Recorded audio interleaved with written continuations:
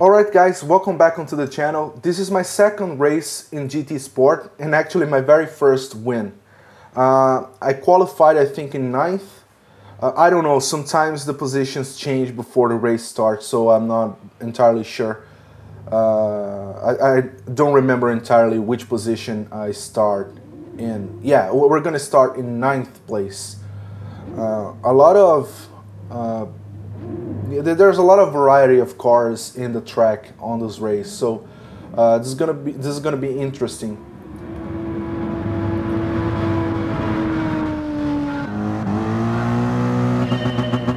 Okay, so off the line we go. I really like the fact that Gran Turismo Sport features rolling starts because it helps spread out the cars and avoid major collisions during the first turns of every track. So it helps keeping the racing clean. There's a new Beetle in front of us. The Corvette went off track a little bit. The BMW kind of struggled to keep the car in a straight line. This is the corner that pretty much everybody gets wrong. It's a weird one. I don't know what happened with that BMW, but he went off track again, so good for us. We're up in 5th place. There's a new Beetle ahead of us. I think it was the same guy that was in front of us a couple seconds ago. This corner you can take pretty much flat out, so you don't need to brake at all. I think you can do that in any car. Now there's the huge banking that I love on this track. We're gonna cut on the inside, and we took up two more positions. We're up in 3rd place. There's a Ferrari, I think 458 Italia in front of us, and a Nissan GTR Nismo. This Mercedes that I'm using is one of my favorite cars in the game so far. I really like the GTR that the first place is using. Here's something interesting about Gran Turismo Sport. As you could see, just as we were about to make contact with that Ferrari, the game ghosted the other player out. And this is a good system that we saw in Drive Club, where when the game identified that you took too long to brake to take a turn, or when the game kind of identified that you were about to kind of, bunt another racer. Whenever the system identified that, it would ghost your car out, and I'm glad to see that in Gran Turismo Sport in a more advanced and improved form. So that there's ghosting the online race in Gran Turismo, and I think it helps preventing a lot of accidents in the game. Okay, so we're up in 2nd place. Now all we have to do is catch up with the 1st place, which is driving a Nissan GTR Nismo. Both cars, both the one that I'm using and the one that the 1st place is using, are very stable cars, so they are a good choice if you're the type of guy like me who likes to drive cars that feel very planted and you don't have a lot of trouble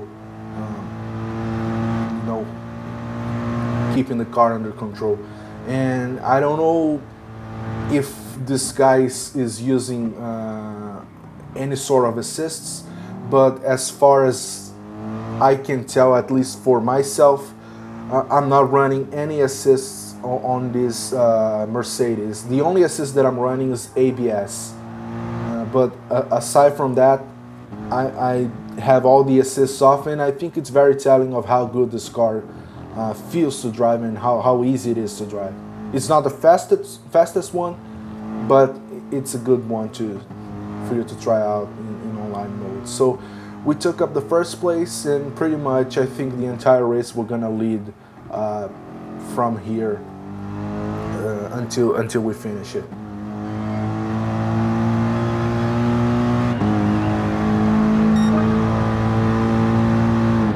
gonna brake right before the 100 meters mark.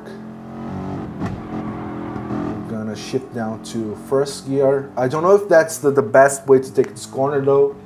Maybe in second gear in some cars, but I find that with this car you are able to get up to speed a lot quicker if you shift it down to the first gear. On this next corner, we're gonna watch out for the white stripe off to the left side. When it's over, we start braking and cut on the inside to take the apex. Right here, we're gonna look for the gray mark off to the right side, and that's our braking point.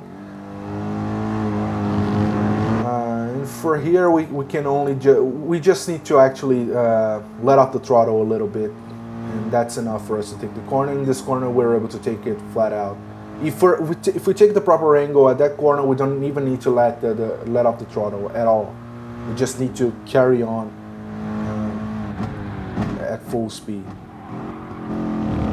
That's a corner that destabilizes a lot of cars because of the banking. So when you're taking the turn off to the right, and if you put on too much power coming out of that corner, you tend to oversteer. So that's where most people end up spinning out. I'm running the car stock, mind you, so there's no tuning. I haven't messed up with any of the settings because I don't know how to do that. I'm pretty much a noob when it comes to tuning cars. And in Forza, I always download tunes from other people because I understand absolutely nothing about tuning and car mechanics and any of that stuff. So I really admire people who can do that. I'm currently looking for resources of tuning resources online just to see if I can find any tuning setups or any guides just so that I can tune properly, because I realized that when you're racing against fast racers, it's really difficult for you to keep up. And I guess it comes down to, of course, the driver's ability, and also the tuning that he's using, the amount of adjustments that he makes on his car that are specific made for the track that you're gonna race on. So we let off the throttle a little bit. This next one flat out, so that's an easy one. Next one is the banking.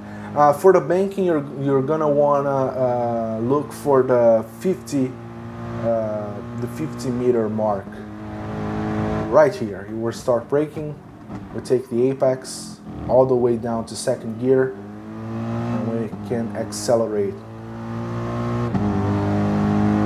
full throttle through this section. If you take this corner at the proper angle, you don't need to let off the throttle, but I like to let off the throttle for a little bit just to be safe and to make sure that I don't go and hit the wall off to the left side of the track.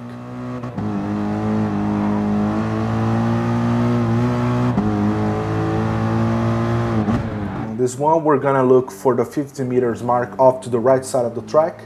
That's our braking point, and then we can carry out speed at full throttle because we don't need to brake. That corner is a little bit tricky because it looks like you're not gonna be able to take at full throttle, but trust me, you can.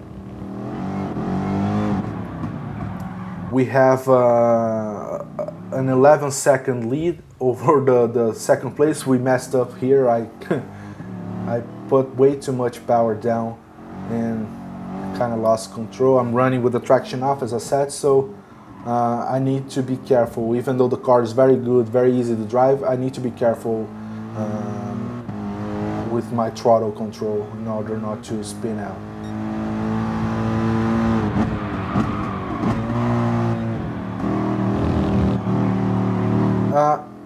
I see that a lot of people complain about the amount of content available in Gran Turismo Sport, but I really like games that start off small and they kind of develop from there. They kind of keep adding new stuff, because it keeps you coming back, and also makes you enjoy the content a lot more than if the game launched with, I don't know, maybe 30 different tracks. There were tracks in Gran Turismo 6 that I never even driven on, to be honest, and I played that game extensively. So I really like when games start with just a small selection of tracks, a small amount of cars, and just keeps evolving the game from there. Gran Turismo makes you use the content that's in the game. If you did any of the driving school challenges, or the circuit experiences, or any of the campaign mode segments, you'll see that the game kind of forces you to use certain cars on certain tracks, and it helps you kind of enjoying the game's content a lot more than if you're launching with hundreds of cars and tracks. Anyway, we're about to cross the finish line, and we're gonna place first. That's gonna be our first win in the game. We won by a margin of 9 seconds, I think. Let me see the race result, because that might increase a little bit. Yeah, we finished ahead, second place and third place by 10 seconds, a little bit over 10 seconds. Fourth place 16 seconds, and it's the gap is much bigger from the fifth place on.